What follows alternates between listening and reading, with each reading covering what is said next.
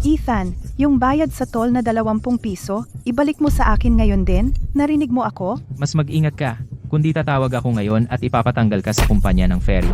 Ibalik mo sa amin ang pera namin. Pinapatakbo ko ang ferry sa lungsod. Tuwing bisperas ng bagong taon, dinadala ko ang mga kababayan sa kanilang bahay gamit ang aking bangka. Ngayong taon, dahil lang sinabi kong maniningil ako ng 20 piso bilang bayad sa toll, sila lahat ay tinalikuran ako. Ibalik mo sa amin ang pera namin. Ikaw bastos na maitim ang puso. Dinadaya mo kami at inaasahan mong sasambahin ka? Fuh! Ibalik mo na ang pera ngayon, kundi marami akong paraan para harapin ka. Ibinalik ko ang bawat kusing sa mga walang utang na loob na iyon. Lumipat sila at sumakay sa bangka na 10 piso lang ang singil. Pero hindi nila alam na ang bangkang iyon ay hindi man lang sila madala pa uwi. Uy, bakit ang layo ng bangka na ito sa ruta? Tama, lahat. Ito ang ginagawa ng tunay na kapitbahay. Hindi tulad ng sakim na si Ethan. Tama. 5 taon naming siyang pinagkatiwalaan. Ginoo, madilim na. Bakit hindi bukas ang mga ilaw? Ang ilaw ay sayang sa gasolina. Magtipid ng kuryente para sa paglalayag sa gabi. Wait. Ano ba yan? Marunong ka ba magmaneho ng bangka? Tumahimik kayong lahat. Ito ay isang ligaw na ruta. Walang boya, walang inspeksyon. Isinasapanganib ko lahat para ihatid kayo. 500 piso bawat isa. Kahit 1 sentimo lang ang kulang, lalangoy kayo pa uwi sa dilim. Boss, wala talaga akong pera. Ilang dosena na lang piso ang natitira sa akin. Ginoo, maawa kayo. Bisperas ng bagong taon na. Tulong. Ako na mauna. Tabi. Wang Lausi, bulag ka ba? Basag ang mga itlog. Buti nga sa'yo.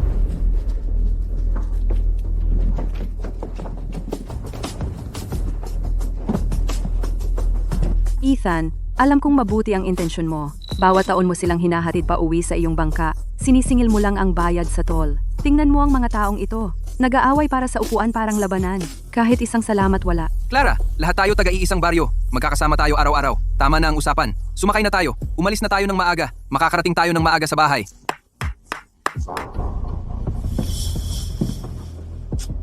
Clara, ang ganda ng katawan mo, hindi ako makakatulog buong gabi. Walang hiya. Nagtatanaw lang ng tanawin, Clara? Hindi ka man lang makatingin sa tanawin?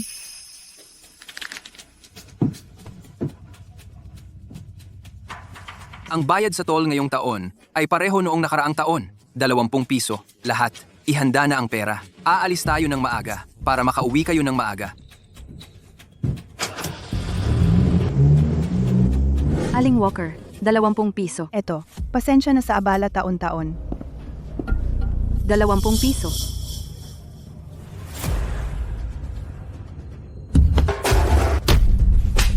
Walang hiya ka. Anong ginagawa mo? Sensitibo naman, Clara. Nahulog ang pera ko sa sahig. Aksidenteng nahawakan kita. Kasalanan ko. Sinaktan mo ang anak ko. Anong karapatan mong manakit? Hinawakan niya ang puwet ko. Kababawan, ang daming tao sa bangka. Masikip at nagkakasiksikan. Akala mo ikaw lang ang espesyal? Pwede makuha ng anak ko kahit sinong babae. Sapakin ka? Sige na. Hinawakan mo siya. Ethan, wala talaga akong ginawa. Umandar ang bangka. Nawalan ako ng balanse. Aksidenteng pagkakahawak lang. Sinapak ako ng asawa mo. Wala pa akong sinasabi. Victor, maniwala ka. Puputulin ko ang kamay mo. At ipapakain sa isda sa ilog. Bitawan mo. Nagbayad kami para sumakay. At ngayon mananakit ka? Ang tapang mo. Victor, humingi ka agad ng tawad. Sabihin mo na hindi sinasadya. Pasensya na. Aksidente ko siyang nabangga. Ano kung nabangga niya siya? Ang drama naman. Nagsorry na sina Ethan at Victor. Nagaantay na ang lahat na umuwi para sa bagong taon. Ipaandar na natin ang bangka. Tama. Matagal na tayong naantala. Hindi na tayo makakauwi bago magdilim. Malapit na ang bagong taon. Huwag nang mag-aksaya ng oras dito. Clara, pagkatapos mong mangolekta ng pera, bumalik ka sa cockpit. Victor ay napakabastos. Ang mga nagreklamo tungkol sa pagkaantala ay hindi karapat-dapat sumakay sa ating bangka. Clara, si Lola Vance ay naghihintay pa rin sa dalampasigan. Huwag mong hayaang makita niya ito at magalit. Pareho tayong taga-iisang baryo. Ang ilang bagay, dapat mong tandaan. At ang ilang kabutihan, huwag mong kalimutan. Buwisit, ang sexy ng katawan niya. Tigilan mo na. Huwag kang magdulot ng gulo. Ethan, ang iyong bangka ay naghahatid sa mga kababayan pauwi taon-taon. Sinasabi mo na bayad sa toll lang ang sinisingil mo. Pero paano mo ba talaga kinokolekta ang toll na iyon? Ikaw lang ang nakakaalam. Pareho tayong taga-isang baryo. Huwag kang gumawa ng anumang labag sa iyong konsensya. Victor, ano ang ibig mong sabihin? Linawin mo yan. Kailan ko ba kinuha ang pera ng mga kababayan? Nagpapakatanga ka pa ba? Nagtanong-tanong na ako. Mula rito hanggang Ilog Bayan, mga 25 milya at isang lock lang yan. Nag-search ako online. Ang speedboat na dumadaan sa lock 10 piso lang bawat tao, pero nagsingil ka ng 20 piso. Magkano ang kinita mo sa biyaheng ito? Alam na alam mo. Ethan, totoo ba ang sinabi ni Victor? Baka dapat mong ipaliwanag sa lahat? Aling Walker, ang speedboat ay ilang tonelada lang, pero ang akin ay ferry. Ang katawan pa lang ay mahigit 40 tonelada. Dagdag pa ang mahigit 20 tao at isang cabin na puno ng bagahe. Kasama ang mga paninda para sa bagong taon. Halos 50 tonelada lahat. Ang toll ay base sa tonelada. Mas malaki ang singil sa malalaking bangka kaysa sa maliliit. Nagbayad ako ng 400 piso mula sa sarili kong bulsa. Narito ang resibo. 20 piso bawat tao. Wala akong dinagdag, kahit isang sentimo. Kung ganoon, talagang hindi sapat iyon. Mga kababayan, ang luma at sira-sirang bangka ni Ethan, magkano pa kaya ang singil niyon kumpara sa speedboat? Sa palagay ko, gusto lang niyang kunin ang pera ng lahat. Inaapi tayo, pinagmumukha tayong tanga. Victor, tumigil ka sa pag-akusa sa isang inosenteng tao. Ang ating Ethan ay hindi nag-overcharge kahit isang sentimo. Ang maliit na binabayad ninyo ay malayong-malayo sa sapat. Taon-taon, kapag pinagsama-sama, siya ang nauubusan ng mahigit 400 piso. Dahil lang sinabi mo, sinong nakakita? Tinanong kita.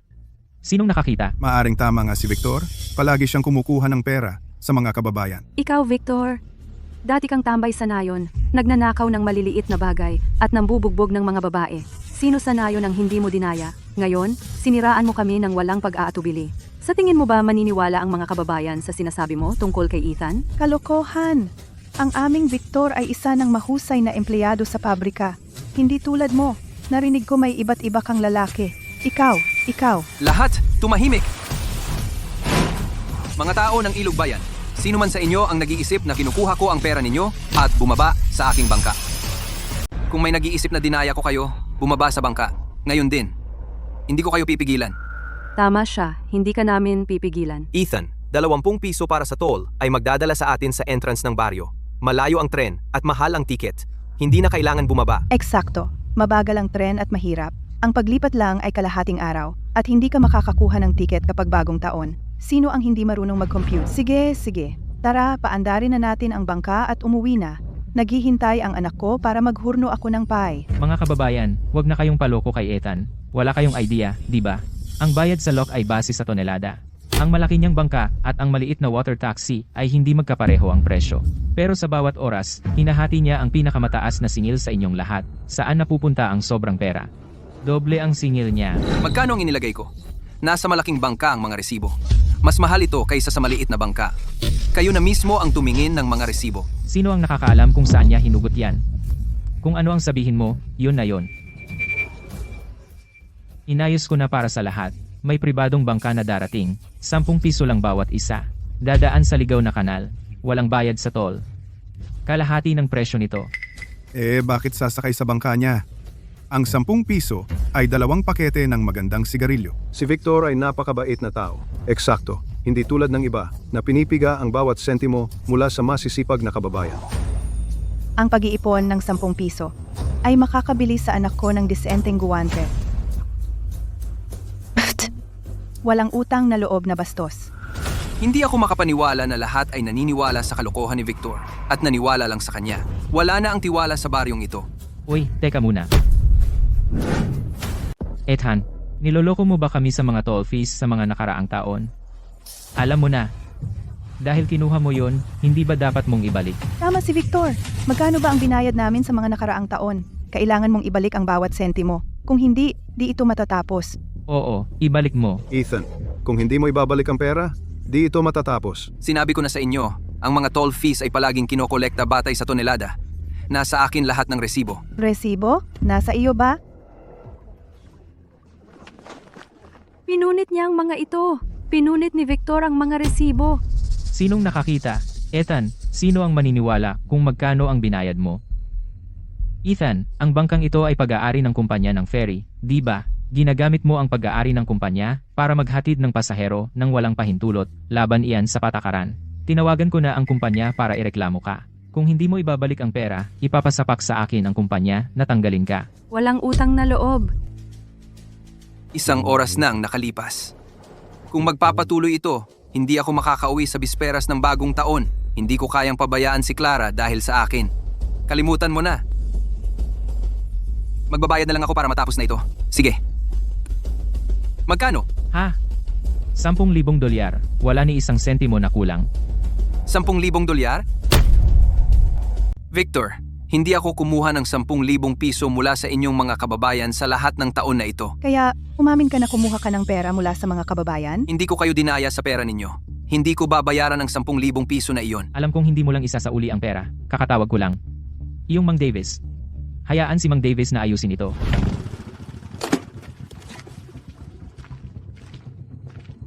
Ethan, hindi ka ba nag-leave para umuwi? Bakit nasa bangka ka pa? Mang Davis, Nakatanggap ako ng reklamo na nagsasabing ginagamit mo ang bangka ng kumpanya para kumita ng pera nang walang pahintulot. Anong nangyayari? hindi po, Mang Davis. Lahat sila ay mga kamag-anak ko mula sa iisang baryo. Pinagsakay ko lang sila sa daan. Wala akong sinisingil sa kanila. Mang Davis, nandito ka na sa wakas. Hindi namin siya kilala. Nasa entrance ng pier siya. Aktibong pinatawag kami para sumakay sa bangka niya. At humingi siya ng sobrang laking bayad, mahigit 100 piso bawat tao. Nang tumanggi kaming magbayad, hindi niya kami pinayagang umalis. Mang Davis, pakiusap, ipaglaban mo kami. Walang perang kinuha. Kung gayon, ano yan sa kamay ni Clara? Ethan, matagal ka nang kasama sa kumpanya. Paano ka nagkamali ng ganyan? Mang Davis, kung si Ethan ay maaaring gumamit ng bangka ng kumpanya para sa sariling pakinabang ngayon, bukas ay maaari siyang lumabag sa batas. Ethan, ayon sa mga patakaran ng kumpanya, mayroon kang dalawang pagpipilian ngayon. Magbayad ng 500 piso multa dito mismo o tatanggalin ka sa trabaho. May mga taong mawawalan ng trabaho, hahaha. Mang Davis, kinuha ko ang bangka ng kumpanya ng walang pahintulot. Kasalanan ko ito. Babayaran ko ang multa. Tingnan mo ang sarili mo, nagpapakatatag lang kanina. Tapos dumating ang amo, at sumuko ka. Nasaan ang tapang mo ngayon? Nagpapakita lang siya ng galing sa loob ng mahabang panahon. Kinailangan pa ring ibigay ang pera. Ethan, pirmahan mo at bayaran. Pagkatapos ay pwedeng umalis. Mang Davis, narito ang 500 piso. Huwag mong ulitin ang paglabag sa patakaran. Mang Davis, malapit na ang bakasyon. Gusto kong gamitin ang bangka para ihatid ang asawa ko pa uwi. Pwede ba? Ang isasama mo lang ay ang asawa mo, ayos lang. Huwag lang isama ang mga taga-nayon. Hindi naman nila pinapahalagahan. Oo, salamat, Mang Davis. Sige, ihatid mo ang pamilya mo pa uwi. Ligtas na paglalakbay. Clara, sumakay sa bangka. Umuwi na tayo. Ethan, akala mo ba okay na sa pagbabayad ng multa? Kailangan mong ibalik ang mga bayad sa toll dati. Maruming pera yung kinuha mo. Ibalik. Ibalik. Ibalik. Ibalik! Ibalik! Ibalik! Ibalik! Ibalik! Yan lang ang meron ako. Kunin mo o iwan. Oo, 1,500 piso. Ethan, yan ang tinatawag kong mapagbigay. Kapag nasa bangka na tayo, hati-hatiin ko ito sa lahat. Ilang dosenang piso bawat isa. Isipin mo na lang na si Ethan ang nagtutreat sa lahat ng inumin. Mahusay. 2,000 piso. Nawala na lang ng ganon. Ilang biyahe pa para mabawi yan. Isipin mo na lang na aral ito. Uuwi na tayo. Halika, lahat, sumakay na sa isang ito. Itong bangka ay walang lisensya. Bisperas ng bagong taon na. Wala namang bangka na 10 piso lang. Sa tingin ko, sinusubukan ni Victor na manloko ng mga tao. Tingnan mo ang mga taong ito. Makakarating ba tayo ng ligtas sa bahay ngayon? Ang mundo nating ito. Kahit mabubuting tao ay napagkakamalan. Kailangan lang nating pakialaman ang sarili nating bagay. Tanungin ang lahat, yan ang ginagawa ng tunay na kapitbahay. Hindi tulad ng manloloko na si Ethan. Haha, eksakto. At pinagkatiwalaan namin siya sa loob ng 5 taon. Yung salamin ko pangbasa.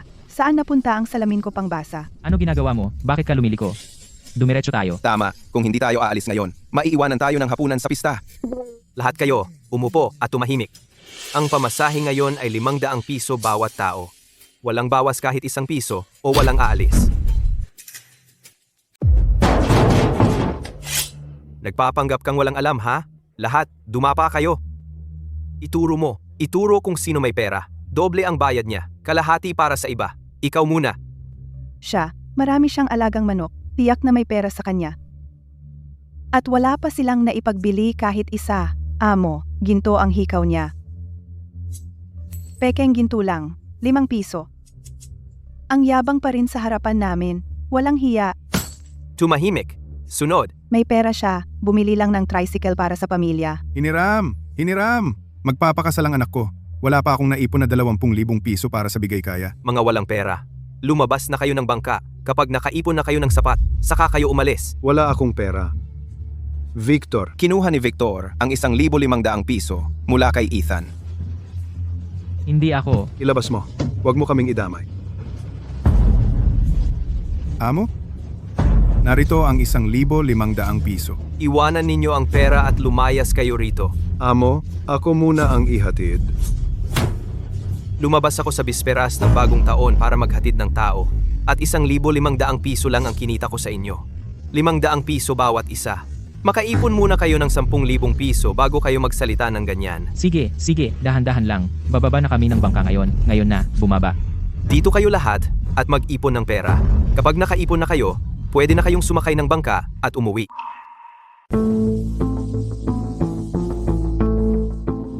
Kung sumakay ka sana sa bangka ni Ethan, kumakain ka na sana ng piya ngayon. Tama. Kayo ang may kasalanan. Ang sama ng loob ninyo. Wala kahit piso si Ethan. Ginawa ng anak ko ang lahat para sa inyo. Gusto nyo ng murang sakay, di ba? Kaninong kasalanan yan? Ewan ko. Sabi ng may-ari ng bangka, doon din naman siya pupunta. At 10 piso lang ang singil sa bawat isa. Paano ko malalaman na kahina-hinala ang bangka? At nangyari pa ito sa bagong taon? Naaawa ako kay Ethan. Kung nandito lang sana si Ethan, Iniisip ko kung kumusta ang mga kababayan natin ngayon. Pinili nila ang sarili nilang landas. Wala kayong masisi. Oy, Lola Vance. Clara, nasaan na kayo ni Ethan? Narinig ko ang apo kong si Victor ay nasa bangka ninyo ngayong taon. Nagluto si Lola ng hapunan para sa pista. Hinihintay lang si Victor. Hinihintay silang umuwi para makakain na tayo. Oh, papunta na kami ngayon. Minamaneho na namin ang bangka. Magaling. Ipaalam mo sa akin kung malapit na kayo, ha? Inihanda ko ang paborito ni Ethan. Inihaw na baka at tadyang. Sige, tatawagan ka namin bago makarating. Tumawag si Lola.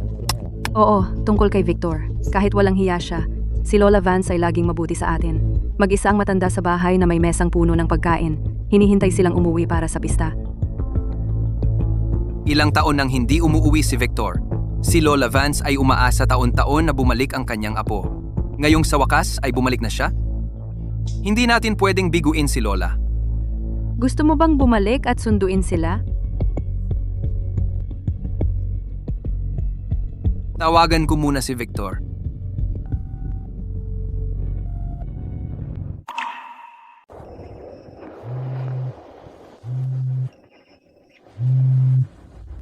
si Ethan. Papunta siya para sunduin tayo. Sira naman. Ikaw, dayain mo ang mga taga-bayan papunta sa bangka ko. Sabihin mo sa kanila 10 piso bawat isa. Ako na ang bahala sa iba. Ano ang tungkol sa pera? Huwag kang mag-alala. Kapag nadala na natin sila sa isang liblib na tawiran, ako na ang bahala. Tapos hati tayo sa pera. 50-50. Bilisan mo, sagutin mo, Victor. Siguradong si Ethan yan. Nasusundo sa atin. Oo, sagutin mo. Makakauwi tayong lahat para sa bisperas ng bagong taon. Mas mabuti kung magsabi ka ng maganda. Hingin mo lang ng maayos kay Ethan. Huwag kang makipagtalo. Mahina ang signal dito. Pupunta ako doon para sumagot. Ethan, sa wakas tumawag ka. Naiwan kami dito sa may ilog. Bumalik ka at sunduin mo kami. Bilis.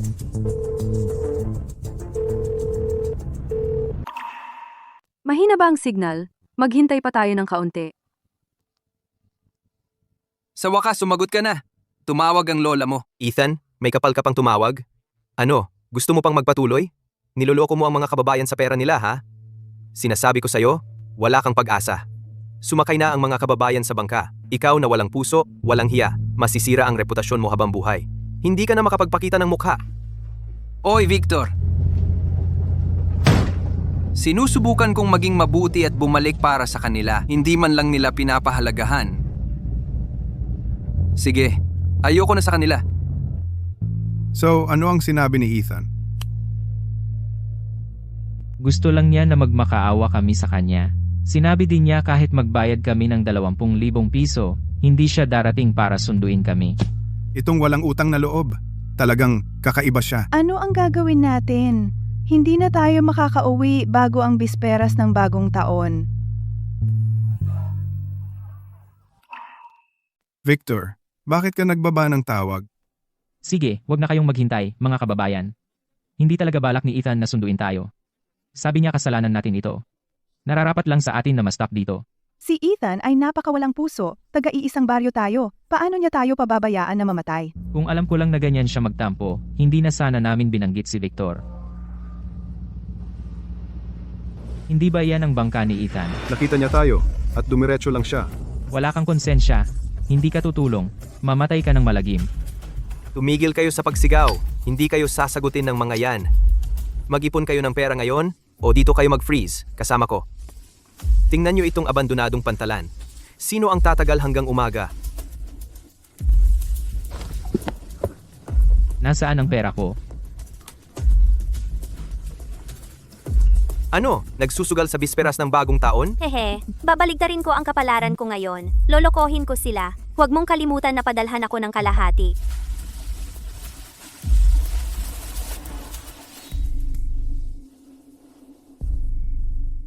Napakadilim na. Wala akong oras para makipaglokohan sa inyo. Ano ba ang ginagawa mo? Kulang ang pera. Walang aalis ngayong gabi. Ito ay pagnanakaw sa lansangan. Victor, niloko mo kaming lahat. Uy, nasaan si Victor? Nandito lang siya kanina. Paano siya nawala ng ganoon kabilis? Victor, nasaan ka? Tigil na sa pagtatago. Wag na. Matagal na siyang wala. Kayo na lang ang mag-alala sa inyong sarili.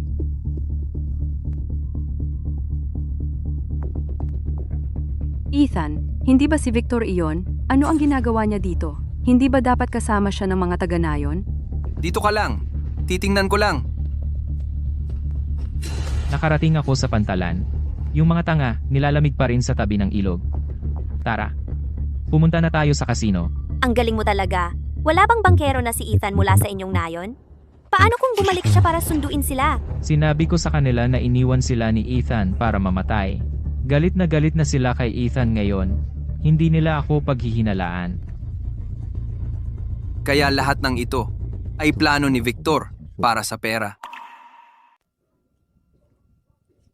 Victor! Tigil ka dyan! Anong problema, Ethan? Ano ang narinig mo? Tumakas si Victor. Kasakasama niya ang iligal na may-ari ng bangka. Niloko niya ang mga kababayan na sumakay sa iligal na bangka. Nagkaisa sila para dayain ang mga kababayan sa kanilang pera. Si Victor ay isang walang hiya. Bisperas ng bagong taon ngayon. At ang mga kababayan ay naiwan sa islang iyon. Bilis, bumalik tayo para sunduin sila. Pwede tayong bumalik. Pero gusto kong matandaan ng mga kababayan na ako, si Ethan, ang naghahatid sa kanila tuwing bisperas ng bagong taon at iyon ay pabor na ginawa ko para sa kanila. Huwag nang umasa. Sasabihin ko sa inyo ng diretsyo.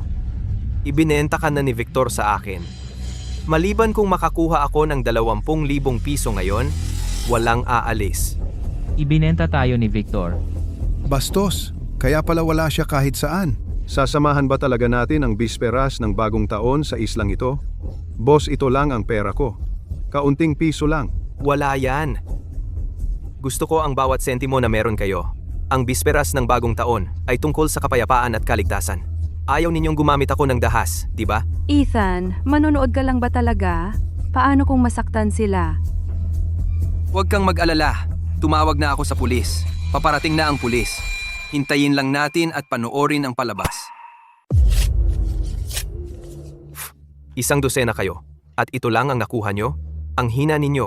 Huwag na kayong umuwi para sa bakasyon. Lahat kayo, dumapa, kamay sa ulo. Hindi kami mga bilanggo. Bakit kami dapat lumuhod? Magnanakaw ako, gets? Magsalita ka pa. Babaliin kita. Wala na talaga kaming pera. Pakiusap, pakawalan na kami. Ang sigang ito ay hindi basta-basta. Kita mo? Hinahawakan niya ang bakal na bar. Sana dumating agad ang mga tanod sa ilog.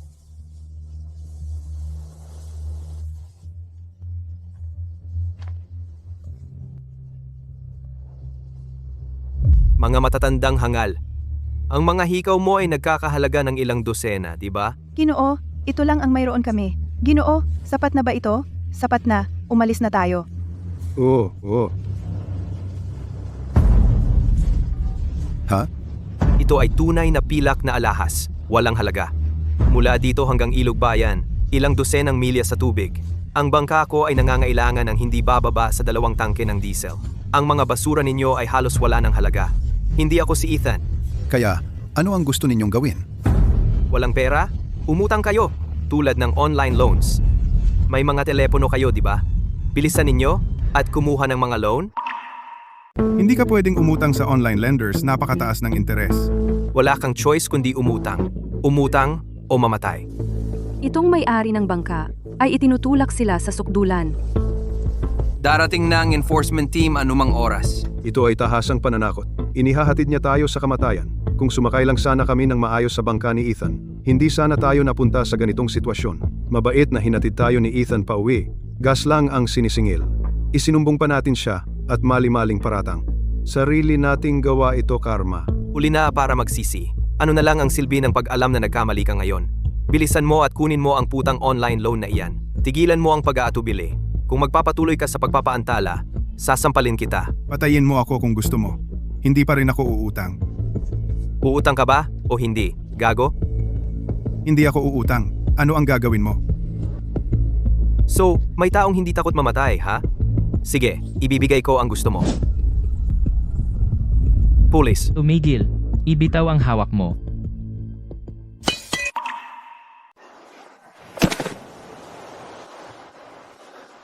Tamang-tama ang oras. Ang mga manloloko na may-ari ng bangka ay nabubuhay sa pagnanakaw sa mga kababayan.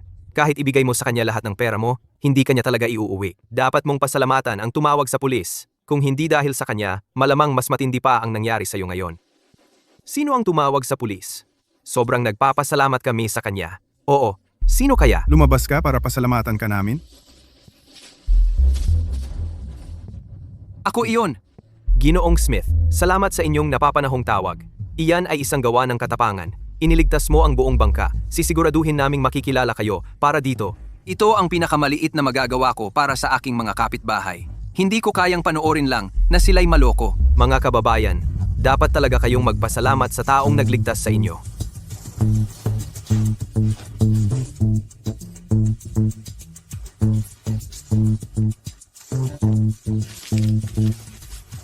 Aling Vance, bakit hindi ninyo tanungin si Ethan? Napakasama lang ng trato namin kay Ethan. Tiyak na hindi niya kami sasakayin. Dapat lang kaming magtanong sa mga opisyal. Opisyal, kailangan mo kaming tulungan. Bagong taon at na-stranded kami sa islang ito. Hindi mo pwedeng iwan kaming naka-stranded, milya-milya ang layo sa bahay. Kailangan mo kaming iuwi. Kung hindi, mamamatay kami sa lamig dito. Ma'am, pakawalan mo. Kailangan naming iuwi ang suspek para sa interogasyon. At mahigit 12 kayo. Hindi kasya ang bangka namin sa lahat. Kahit walang puwang, kailangan mo kaming tulungan. Kung hindi, dito sa gitna ng kawalan, paano kami makakauwi? Ang Ilog Bayan ay wala sa aming jurisdiksyon. Wala kaming autoridad na tumawid ng SONA. Ano ngayon? Hindi namin kayang magyelo dito buong gabi. Ang Ginoong Smith na ito ay taga Ilog Bayan. Hindi ba kayo lahat galing sa iisang nayon? Pwede kayong humingi ng tulong sa kanya. Pwede kanyang iuwi. Ginoong Smith, pakitingnan mo sila. Kailangan naming umalis agad. Ang mga taga-nayon ay umaasa sa iyo. Ethan, pinanood kitang lumaki. Pakiuwi mo ako. Oo, Ethan, nakita rin kitang lumaki. Bagong taon na, gumawa ka ng mabuti. Ginaw at gutom, hindi na namin kaya. Payagan mo kaming sumakay sa bangka. Mayroon kaming mga matatanda dito. Walang utang na loob ka. Kung hindi mo ibabalik ang pera ng lahat, papasapakin kita sa kumpanya ng ferry. Kumita ka ng maruming pera, kaya karapat-dapat ka dito. Noong isumbong mo akong gumamit ng bangka ng kumpanya, sobrang yabang mo noon. Nasaan na ang kabalbalan na yan? Noong inapi mo ang asawa ko, dinumihan mo ang pangalan niya. Sobrang daldal mo. Inimbento mo lahat. Ngayon, lalapit ka para humingi ng tulong sa akin. Nasaan ka dati? Ethan, mali kami. Ethan, ako ang mali. Hindi ko dapat hinusgahan ang asawa mo. Hindi ako dapat nag-ingay. Kasalanan namin ito. Hindi dapat kami naniwala kay Victor. Hindi ka namin dapat sinisisi. Mali kami, Ethan. Sobrang nagkamali kami. Ito ay bangka ng kumpanya. Hindi ito pribado kong bangka. Kung walang pahintulot ni Mang Davis, hindi ako makakapagsakay ng pasahero. Ayokong mawalan ng trabaho. Ikaw at Victor ang nag-udyok nito. Tingnan mo ang nangyari. Kayo ang naghatid sa amin dito. Kayo ang hindi nagtiwala kay Ethan. Ngayon, sinisisi ninyo ako. Wala akong kinalaman diyan. Ikaw ang nagsimula ng lahat. Sinabi mong si Ethan ay walang utang na loob. Pinababa mo kaming lahat. Tingnan mo ngayon. Kung hindi dahil sa iyo, nasa bangka na kami ni Ethan at nasa bahay na sana kami. Anong silbi ng pagsigaw sa akin? Ang mahalaga ay makauwi. Hindi natin pwedeng magyelo rito, tama ba? Ano ang magagawa natin? Walang pera, walang bangka, walang darating para sa atin. Pupunta ba talaga tayo ng bisperas ng bagong taon sa islang ito? Ano ang gagawin natin? Piyesta na. Wala man lang tayong masakyan pa uwi. Ang lamig. Gusto ko nang sumakay sa bangka. Tara na. Maaari kitang ituro ng paraan. Pwede kayong humingi ng tulong sa autoridad. Hindi nila kayo pababayaan.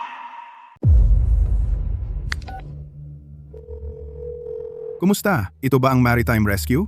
Hi, stranded kami sa dalampasigan ng isang disyerto na isla.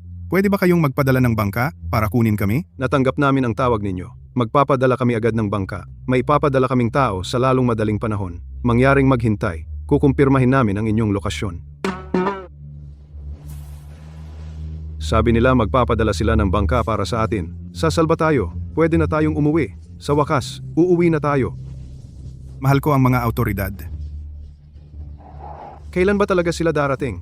Kung hindi sila magmamadali, mamamatay ako sa lamig.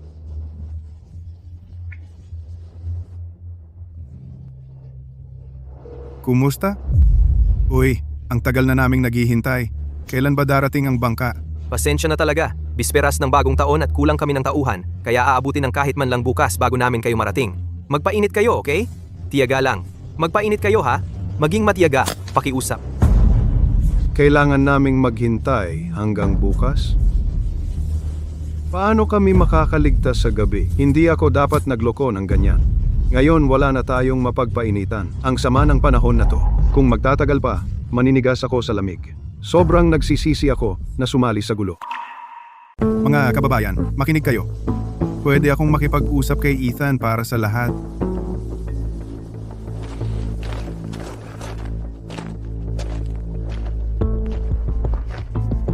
Ethan, kailangan kitang kausapin tungkol sa isang bagay. Pwede ba tayong mag-usap sa bangka? 3 tao lang ang pwedeng sumakay. Ikaw ang magdesisyon kung sino.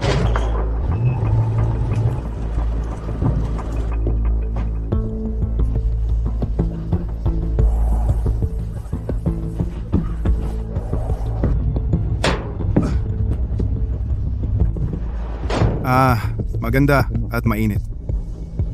Ethan, kung ibabalik mo lang kami, ang mga kababayan ay mag-aambag para mabayaran ang perang ginastos mo.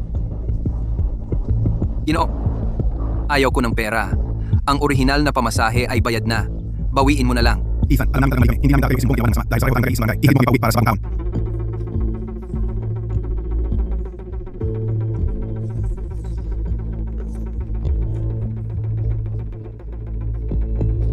Ethan, mali kami.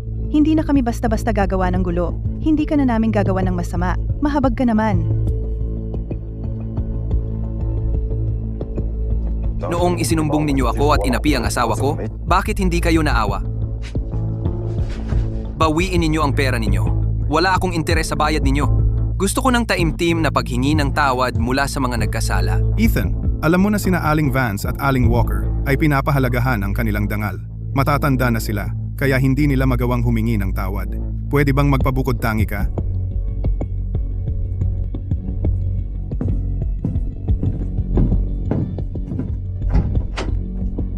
Kung hindi mo sila papaghingiin ng tawad o patuloy kayong magyayelo dito, naghihintay sa mga autoridad na darating bukas para kunin kayo. Sige, papaghingiin natin sila ng tawad. Aling Vance, mag-sorry ka na lang. Hindi natin pwedeng hayaang magyelo ang lahat dito. Noong araw, lahat kayo ay nag-aagawan para makakuha ng pera kay Ethan. Ngayon, takot kang mapahiya? Aling Vance, ang Victor mo ay nakipagsabwatan sa may-ari ng bangka para hilahin ang lahat dito. Kung hindi ka mag-sorry, pwede kang mag-freeze dyan. Tigilan mo na ang pagiging matigas ang ulo. Ikaw ang may kasalanan nito, kaya kailangan mong mag-sorry. Kung hindi, walang magliligtas sa inyong dalawa.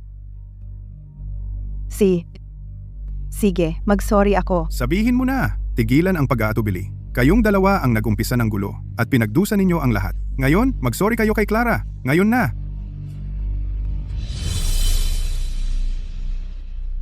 Clara, mali ako. Hindi dapat ako nakinig sa mga kasinungalingan ni Victor. Nagkalat ako ng chismis sa tindahan sa pier na may iba kang kasama. Puro gawa-gawa lang yon. Pasensya na, Clara. Hindi ba tinuruan ka ng nanay mong yumuko kapag nagsusorry? Clara, humingi na ako ng tawad. Ethan, alam naming nagkamali kami. Mag-i-improve na kami simula ngayon. Ethan, patawarin mo na sila. Sumakay na kayo sa bangka. Pwede na tayong umuwi. Salamat, Ethan. Ikaw ang bayani namin.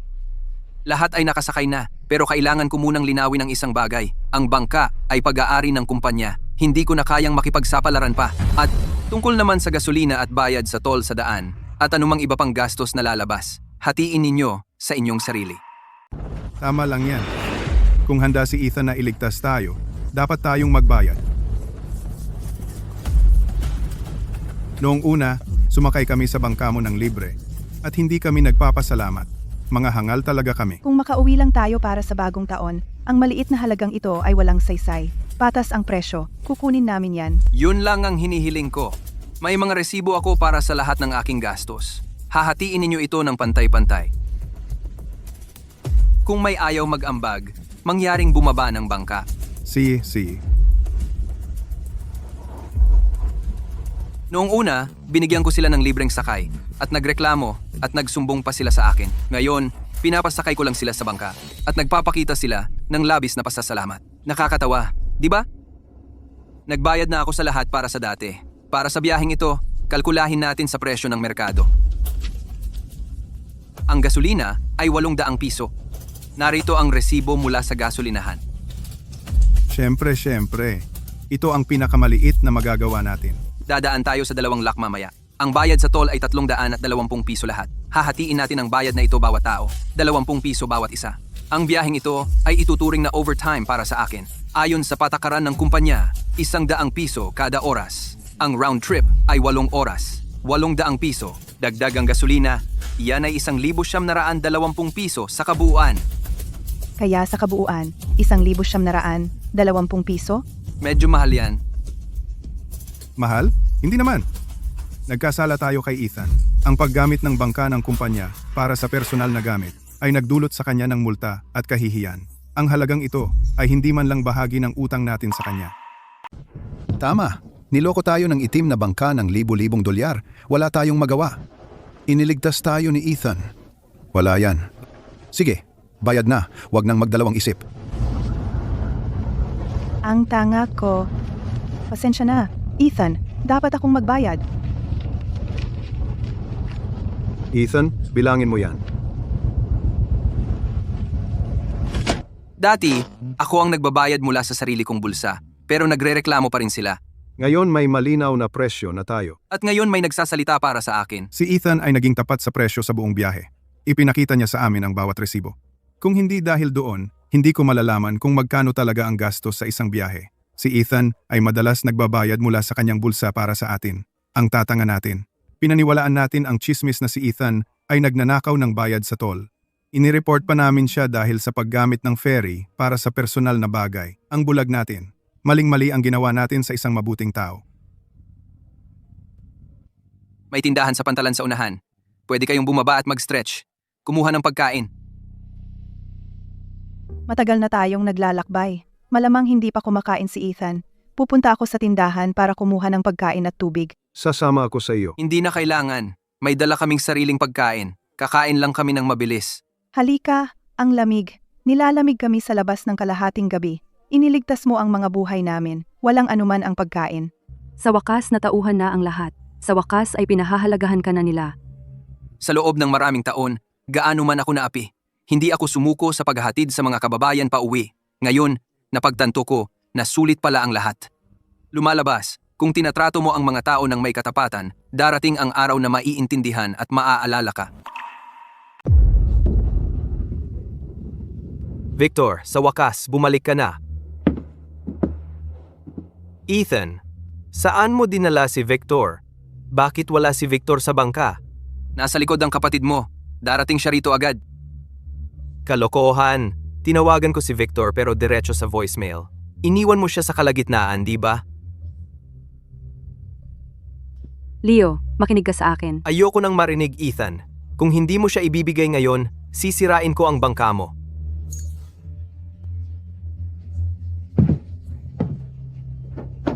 Leo, tumigil ka na agad. Ibaba mo yan. Nanay, Victor. Gawa ng kapatid mo. Nakipagsabuatan siya sa kahina-hinalang may-ari ng bangka para dayain ang mga kababayan. Iniwan niya ang mga tao sa isang disyertong isla. Kung hindi dahil kay Ethan, namatay na ako roon.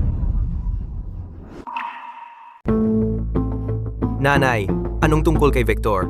Ang kapatid mo ay isang halimaw. Siya at si Scar ay niloko ang buong nayon para sumakay sa iligal na bangka. Iniwan niya ako na nanginginig sa lamig sa isang pulo. Kung hindi dahil kay Ethan na bumalik para sa amin, ilibing mo na ako ngayon. Ano? Wala ni isa sa inyong mga Vance ang mabuti. Ang mga matatanda ay nagkakalat ng kasinungalingan. Ang mga bata ay mga manloloko. At ngayon gusto mong sirain ang bangka ni Ethan. Hindi ko alam ang tungkol dito.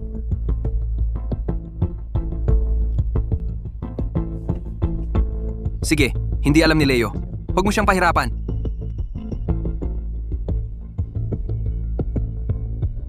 Victor, nasaan ka? Nanay, nakauwi ba kayo? Sasabihin ko sa iyo, napakaswerte ko ngayon. Kakakakuha ko lang ng isang flush. Ang mananalo ang kukuha ng lahat. Iiniwan mo kami sa isang pulo para lang magsugal. Nagsusugal siya. Ibinenta niya tayo. Nagsusugal siya gamit ang pera natin. Victor, ikaw talagang bastos.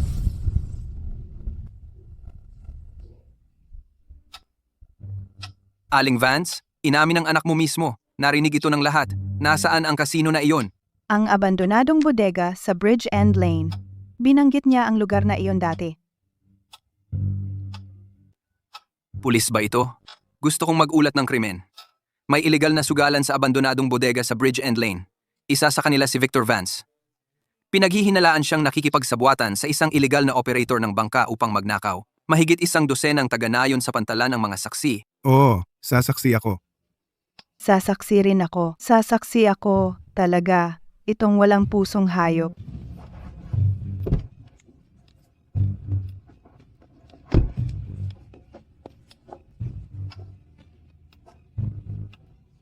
Ginoong Smith, sigurado ka bang ito ang lugar? Siya mismo ang nagsabi sa telepono.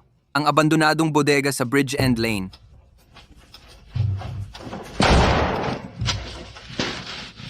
Pulis! Walang gagalaw. Kamay sa ulo. Dumapa!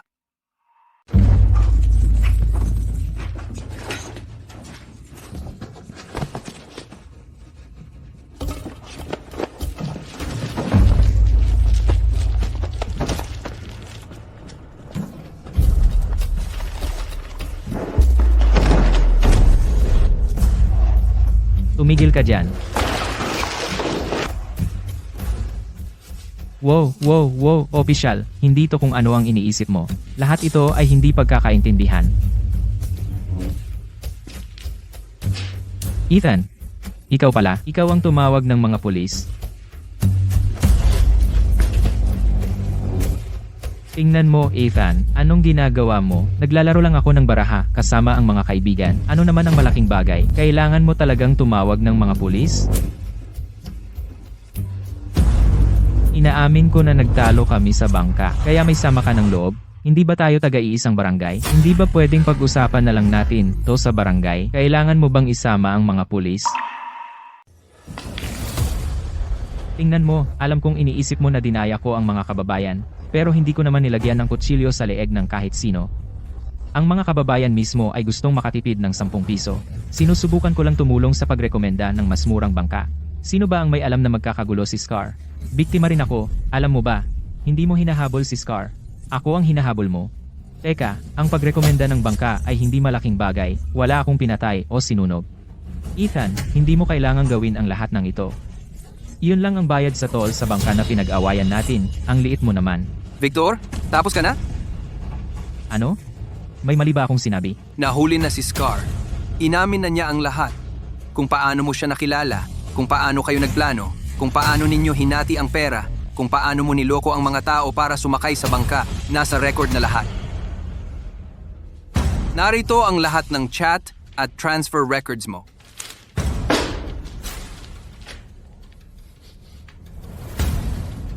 Kanina sinabi mo na biktima ka. Anong klaseng biktima ka?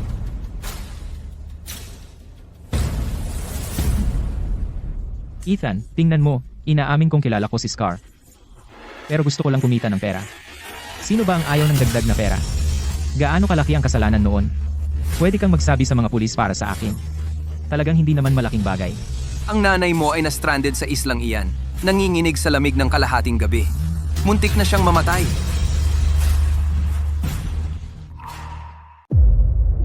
Hindi ko naisip ng mabuti.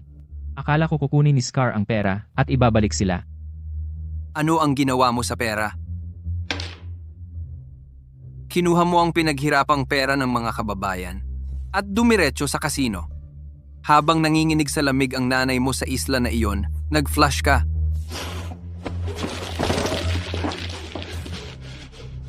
Ethan, pasensya na. Talagang nagsisisi ako. Hindi dapat ako nakipag-partner kay Scar. Hindi dapat ako nandaya sa mga kababayan. Sakim lang. Gusto ko lang manalo pabalik. Noong nakaraan, natalo ako ng 5,000 piso. Desperado akong bayaran ang aking mga utang. Sinabi ni Scar na kaya kong bawiin sa isang biyahe ng bangka na puno ng tao. Nawalan ako ng bait. May utang ako kay One Eye. Araw-araw niya akong hinahabol. Sinabi ni Scar na ang mabilis na panalo ay sasapat, kaya ako'y. Ethan, tulungan mo ako. Alam ko na mabuting tao ka. Magsabi ka lang para sa akin. Pakiusap. Victor, kailangan mong bayaran ang ginawa mo. Ang lola mo ay naghihintay sa iyo na bumalik bawat taon. Ngayong taon, narinig naming darating ka, ngunit hindi siya nagkaroon ng apo na bumalik. Nakuha niya ang isang bastos na ipinagbili ang lahat.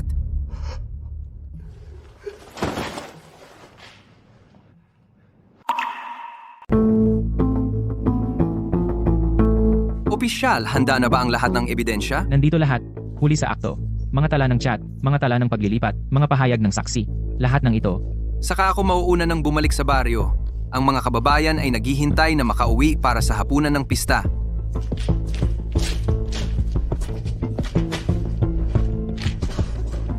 Ethan. Sa lola ko, sabihin mong huwag nang maghintay. Nagkamali ako. Ikaw na mismo ang magsabi sa kaniya paglabas mo. Ethan, nasaan si Victor? Hindi mo ba sinabi na pareho kayong babalik? Lola, nagkaproblema si Victor at dinala siya. Nakisama siya sa may-ari ng illegal na ferry at dinaya ang mga kababayan sa kanilang pera. Nakumpirma na. Grabe naman.